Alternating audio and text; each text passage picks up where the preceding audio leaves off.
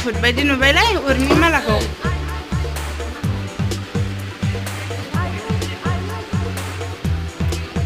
उर मालाखौ बुहुत बायदिसो नुबायलाय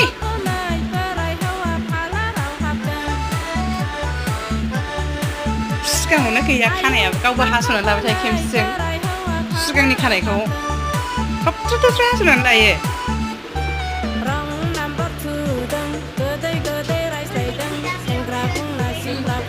हालदै लायनानै गन्थ'आव थुगारना होबाय नोगोर